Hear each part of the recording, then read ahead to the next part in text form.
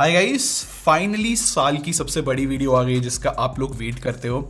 Yes guys, इस बार जो है मैंने बहुत रिसर्च करी है, तभी जाकर मैं आप लोगों को कुछ भी कंक्लूजन दूंगा। मतलब सॉलिड रिसर्च करी है। तो आज की वीडियो में आप लोगों को बताऊंगा आपके लिए आईफोन 14 प्रो मैक्स अच्छा है या फिर S23 अल्ट्रा। एक और चीज मैं क्लियर कर देता हूं, मैं बहुत साल से एप्पल वर्सेस सैमसंग की वीडियो बनाते हुए आ रहा हूं और मैं कंक्लूजन में इंटेंशनली किसी भी एक फोन को विनर नहीं बनाता जिससे आप लोग मैनिपुलेट ना हो जाओ। आज की वीडियो में आप लोग को मैं सारे फीचर्स बता दूंगा, आपको अपने आप समझ में आ जाएगा आपके लिए कौन सा फोन ज्यादा अच्छा है। ऑनेस्टली मैं बहुत रिस्पेक्ट करता हूं सैमसंग फैंस की और एप्पल फैंस दोनों की, इसलिए मैं ऐसे करता हूं। क्या स्टार्ट करने से पहले बता दूं, मेरा नाम है संचित, चैनल का नाम है टेक बार। मैं आप लोग का टेक खरीदने एक्सपीरियंस बेटर करना चाहता हूं, तो सब्सक्राइब बटन पे क्लिक कर लो, साथ में बेल आइकन जरूर प्रेस कर लेना। अब मैं आपको डिजाइन की एक बहुत इंटरेस्टिंग बात बताता हूं।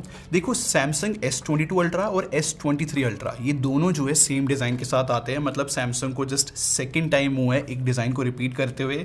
और पता है, एप्पल आईफोन 11 प्रो मैक्स के टाइम से और आज तक मैं आपको बता रहा हूं बहुत सिमिलर फोन दिखते हैं। मतलब क्या ही इसके अंदर डिफरेंसेस निकालूं मैं। लेकिन आईफोन की ना एक जगह पे मैं तारीफ करूंगा, मैंने खुद नोटिस करा है ये लोग है ना, अगर पैसा कमाते या फिर मतलब किसी फोन के लिए पैसा जोड़ते हैं लाख रुपए के अराउंड, तो काफी हद तक लोगों की डिजायर एस्पिरेशन जो है आईफोन खरीदने की होती है। तो ये जो ब्रांड वैल्यू बनाई है इसकी मुझे बहुत रिस्पेक्ट है। मतलब एप्पल लोगों के लिए ही खरीदते हैं फोन, लेट्स बी ऑनेस्ट। एक और बहुत डिफरेंट बात बताऊं आपको, अगर आप आईफोन 14 प्रो मैक्स और S23 अल्ट्रा को साइड बाय साइड रखोगे ना, ऑलमोस्ट सिमिलर जो है इसका साइज है, बट यहाँ पर एक डिफरेंस है।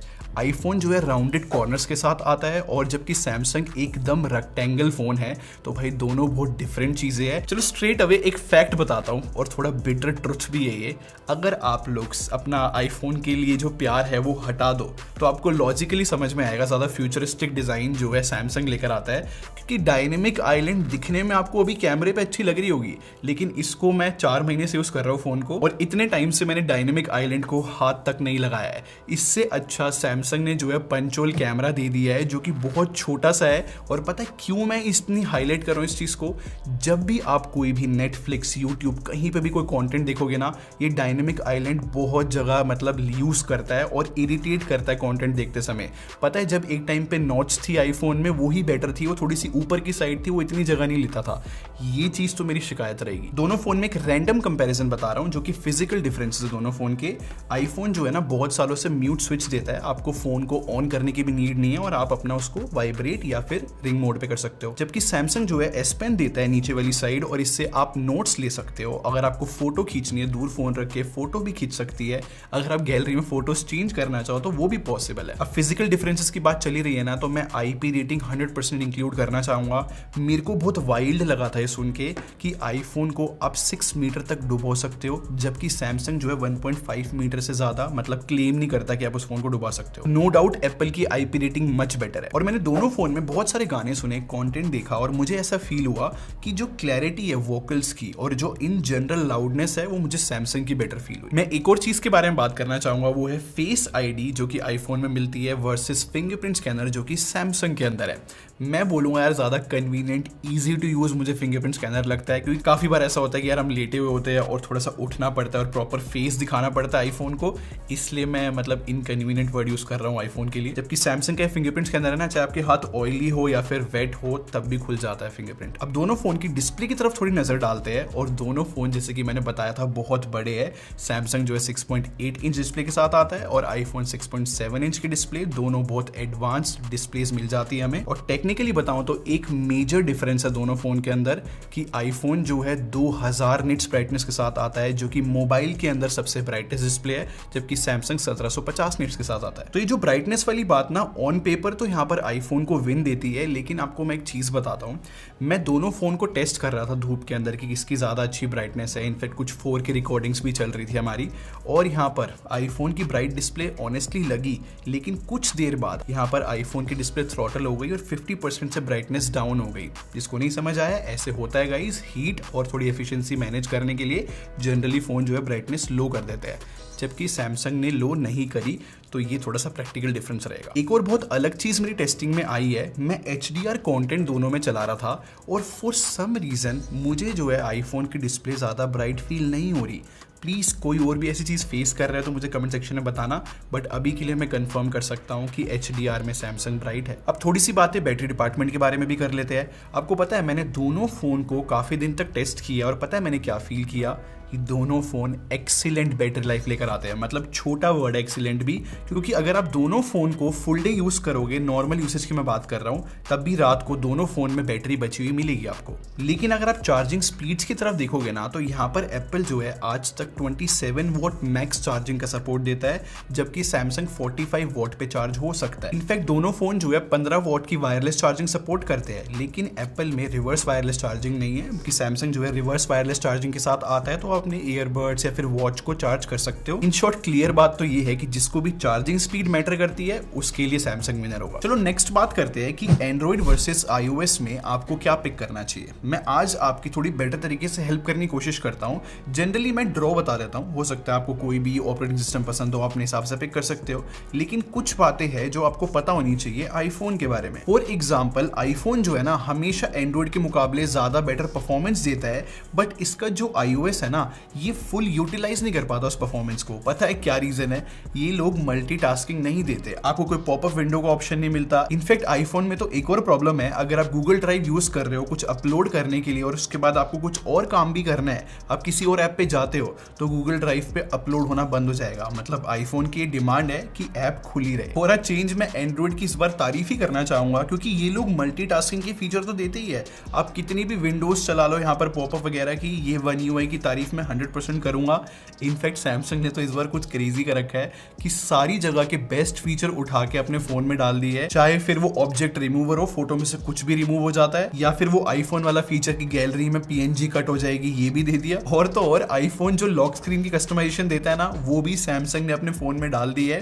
तो कुछ चीजें हैं जहां पर अब जो है आईफोन थोड़ा सा पीछे लगता है। मेरे हिसाब से एप्पल को फाइनली कुछ इनोवेशन करनी चाहिए। और अगर आप इन बातों से डिसएग्री करते हो तो मैं आपको बता देता हूं, मैं खुद एक एप्पल यूजर हूं बहुत टाइम से, और मैं यहाँ पर सिंपली इतना बता सकता हूँ, अब हमें जो है एप्पल को अननेसेसरी ग्लोरीफाई नहीं करना चाहिए, चीजें फैक्ट्स के तौर पे ही रखनी चाहिए। और अब ना परफॉर्मेंस की बात करते हैं, और मैंने कुछ बहुत इंटरेस्टिंग चीज को नोटिस करा। एक ऐप है Geekbench जो बहुत पॉपुलर बेंचमार्क की ऐप है, और ये जो ऐप है ना Geekbench, इन्होंने रिसेंटली एक अपडेटेड वर्जन निकाला अपनी ऐप का Geekbench 6। लेकिन जब ये दोनों फोन लॉन्च हुए थे ना, तो मैंने Geekbench 5 रन किया था, और आप लोगों ने स्कोर्स देखो S23 अल्ट्रा के भी और iPhone 14 Pro के भी। और आप नोटिस करना कि जो सैमसंग है वो 5000 के आसपास था, और जो आईफोन है वो 5500 के आसपास था। कुछ टाइम बाद Geekbench 6 आया, और अब आप स्कोर्स देखो, सैमसंग जो है अभी भी 5000 के आसपास है, लेकिन आईफोन 6600 पे चला गया। मुझे अभी तक समझ में नहीं आ रहा ये कैसे हुआ कि सीधा आईफोन के 1000 स्कोर्स बढ़ गए,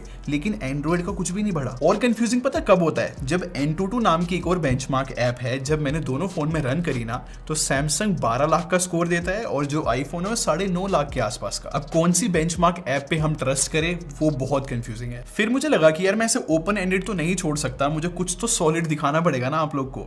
फिर मैंने इन दोनों फोन पे स्ट्रेस टेस्ट रन करा, और तब वहां पर स्टेबिलिटी जो आई, सैमसंग की स्टेबिलिटी 82.5% आई और आईफोन की 67.1%। इनफैक्ट अगर आप दोनों की लूप स्कोर भी देखोगे तो वो सैमसंग का ज्यादा है। सिंपल सी बात बोलूंगा, मैंने ये सब कुछ आप लोग को इसलिए दिखाया है जिससे मैं एक स्टेटमेंट बोल सकूं कि देखो आज से पहले, मतलब 2023 से पहले जब भी आईफोन आते थे ना, तो इनकी परफॉर्मेंस बहुत आगे होती थी, चाहे फिर वो बेंचमार्क हो, रियल लाइफ हो।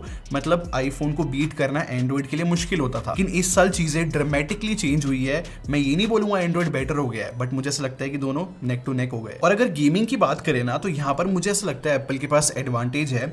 फॉर एग्जाम्पल मैंने PUBG न्यूज़फीड इंस्टॉल करा, तो वो दोनों फोन में सेम सेटिंग थी 90 FPS की। बट जैसे ही आप कॉल ऑफ ड्यूटी की तरफ देखोगे ना, तो यहाँ पर आईफोन को एडवांटेज है, क्योंकि मीडियम अल्ट्रा सेटिंग्स मिलती है वहां पर। और तो और मैंने ये भी नोटिस करा है कि ज्यादातर गेमर्स या जितने भी स्ट्रीमर्स होते हैं वो आईफोन पिक करते हैं गेमिंग के लिए, क्योंकि आईफोन जो है लॉन्ग टर्म में स्टेबिलिटी ला कर देता है। खैर इसी नोट पे अगर मैं कैमरे के बारे में बात करूं दोनों के, तो मेरे पास बहुत सारा डाटा है। अगर मैं सैमसंग के बैक कैमरे की बात करूं तो वो 200+12+10+10 का क्वाड कैमरा सेटअप देता है, और आईफोन जो है 48+12+12 का ट्रिपल कैमरा सेटअप लेके आता है। अब मैं आपको फोटोज दिखाता हूं, और एक चीज आपको समझनी पड़ेगी कि दोनों फोन का ना फोटोज खींचने का तरीका बहुत अलग अलग है।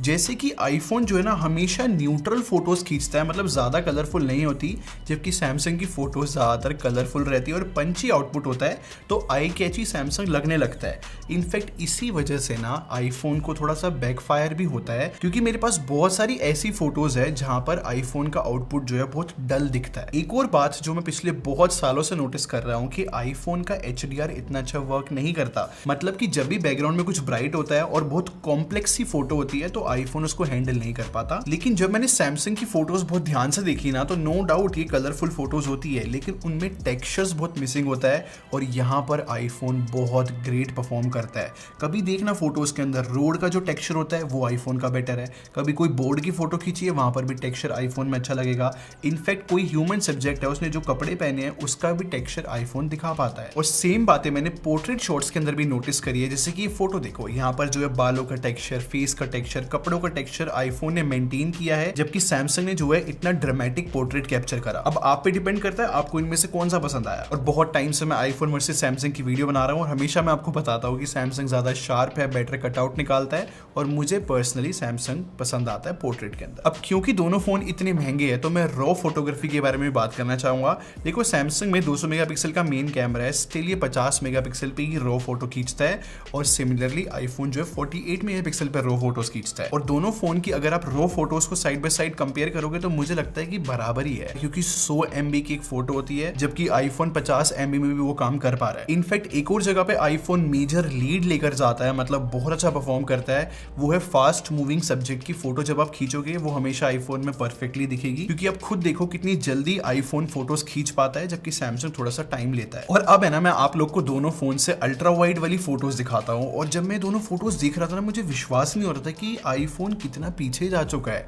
मतलब सैमसंग का HDR इतना बेटर लग रहा था कि आईफोन की फोटोज बहुत ज्यादा मतलब मिसिंग फील हो रही थी, क्योंकि आईफोन का HDR और शार्पनेस बहुत कम फील हो रहा है, मतलब नहीं लग रहा बहुत महंगे फोन से फोटो खींची है। मैंने एक और चीज नोटिस करी है कि लास्ट ईयर जब S22 आया था तो उसका 3x इतना अच्छा नहीं था जब हम आईफोन से कंपेयर कर रहे थे, लेकिन ये जो S23 अल्ट्रा है लेटेस्ट वाला, इसका मुझे तो 3x बेटर फील हो रहा है आईफोन के मुकाबले। एक बहुत शॉकिंग बात बताऊं आईफोन के बारे में, इसमें कोई भी ऑप्टिकल लेंस नहीं है 10x वाला। स्टिल साइड बाय साइड में फोटोज दिखाऊं सैमसंग और आईफोन की, नो डाउट यहाँ पर जो है सैमसंग बेटर तरीके से डिटेल दिखा पा रहा है, ज्यादा शार्प है, क्योंकि इसमें डेडिकेटेड 10x लेंस है। बट बहुत शॉकिंग बात है कि आईफोन जो है कितना अच्छी तरीके से 10x कर पा रहा है। और अगर मैं आपको लो लाइट फोटोज दिखाऊं ना, आपको आईफोन आउटडेटेड फील होने लगेगा यार। चलो एक चीज बेनिफिट मैं दे देता हूँ आईफोन को लो लाइट फोटोग्राफी में, कि टेक्सचर्स यहाँ पर मेंटेन कर पा रहा है, नहीं तो हर एक चीज में सैमसंग बहुत आगे निकल गया है यार। मतलब मैं किसी भी तरीके से आईफोन को डिफेंड नहीं कर पा रहा। मेरे हिसाब से हाई टाइम है कि आईफोन को जो है हाईलाइट कंट्रोल अब सीख लेना चाहिए। मैं अननेसेसरी सैमसंग की तारीफ भी नहीं करना चाहूंगा, मैं चीजों को फेयर ही रखना चाहता हूं। मेरे को सैमसंग में कमी जरूर लगी है कि यहाँ पर कई बार ये टेक्सचर्स बहुत कॉम्प्रोमाइज कर देता है, मतलब स्मूथ कर देता है बेटर आउटपुट के लिए। और अगर आप लो लाइट में पोर्ट्रेट फोटोज खींचोगे ना, तो आईफोन बहुत अजीब टेक्सचर ले आता है चेहरे के ऊपर, जबकि सैमसंग का आउटपुट आपको बेटर फील होगा। और जैसे कि मैंने डे लाइट फोटोज के टाइम पे जो भी बातें बोली थी अल्ट्रा वाइड और जूम वाली फोटोज के लिए, वो मैं लो लाइट के लिए भी बोल सकता हूँ। यहाँ पर जो है सैमसंग सुपीरियर फील हो रहा है, आईफोन जो है डल आउटपुट लेकर आता है। और चीजें रिपीटिव साउंड ना हो, मैं तो सेल्फी के लिए भी कुछ सिमिलर बातें करने वाला हूँ। वैसे दोनों 12 मेगापिक्सल के हैं और मैं तो वही बातें बोलूंगा। डल आउटपुट लगता है आईफोन का, HDR में यहाँ पर भी थोड़ा सा वर्क करने की नीड है, और पोर्ट्रेट में एज डिटेक्शन जो है अभी भी सैमसंग की बेटर लग रही है। बस एक ही बेनिफिट लगा मुझे आईफोन का कि उसके टेक्सचर्स बेटर फील होते हैं। तो अगर सिर्फ फोटोग्राफी की बात करी जाए तो मैं एनी डे S23 अल्ट्रा को ही बेटर बताऊंगा, और वो भी एक बड़े मार्जिन से। लेकिन पता है क्या गाइस, आज भी जो है आईफोन बहुत सुपीरियर है वीडियो के अंदर अगर मैं सैमसंग से कंपेयर करता हूं तो। मतलब सैमसंग को यहाँ पर आगे निकलने की अब नीड बची है। मैं आपको दोनों फोन के 4K आउटपुट दिखाता हूँ साइड बाय साइड। यहाँ पर हार्श सनलाइट के अंदर ये वीडियो है।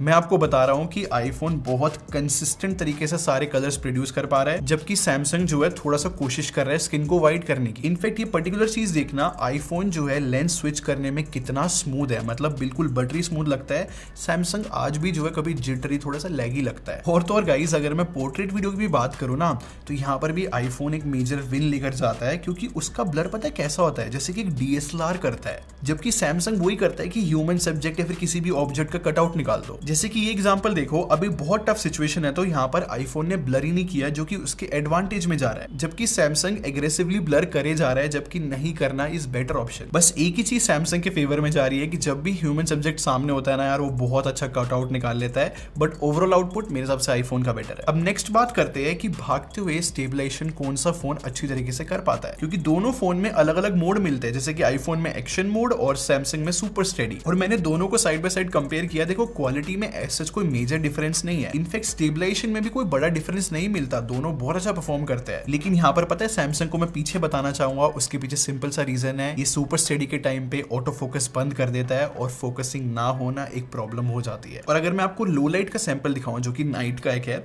उसमें मेरे को ऐसा महसूस हुआ कि सैमसंग जो है थोड़ा कलरफुल आउटपुट तो लेकर आ रहा है, बट उसके स्काई में आपको नॉइज दिखेगी, जबकि आईफोन में न्यूट्रल कलर्स है और स्काई में बिल्कुल स्मूथ फील होता है, तो मुझे ये बेटर लगा आईफोन। और जब आप लो लाइट में पोर्ट्रेट वीडियो बनाओगे ना, वहां पर सैमसंग ब्लर कर सकता है, आईफोन नहीं ब्लर कर पाता। अब क्योंकि बहुत सारे लोग इन महंगे महंगे फोन से व्लॉगिंग करते हैं, तो मैं फ्रंट वीडियो के बारे में बता देता हूँ। यहाँ पर फिर से बोलूंगा आईफोन ही बेटर है, खासकर स्किन टोन के मामले में सैमसंग थोड़ा सा मुझे इनकंसिस्टेंट लगा। तो वीडियो का कंक्लूजन बड़ा सिंपल सा है, मेरे हिसाब से आईफोन विनर है यहाँ पर। खैर ये था पूरा कंपैरिजन। अब क्वेश्चन आता है कि आपको कौन सा फोन खरीदना चाहिए। सबसे पहली एडवाइस तो यही है, अगर आप ऑलरेडी एक आईफोन यूजर हो तो आपको फिर से आईफोन ही खरीदना चाहिए, आप थोड़ा बेटर तरीके से सेटल हो पाओगे। बट साथ के साथ मैं अपने काम के साथ चीटिंग नहीं कर सकता ये बोलकर कि थ्रू आउट वीडियो जो है सैमसंग फंक्शनैलिटी वाइज थोड़ा सा सुपीरियर रहा। बट क्या इसका मतलब ये है कि आईफोन बहुत बुरा है? ऐसा बिल्कुल भी नहीं है, दोनों फोन बहुत बहुत अच्छे फोन है। और जब भी सैमसंग वर्सेस आईफोन की बात आती है, आपको कोई नहीं बता सकता कि कौन विनर है,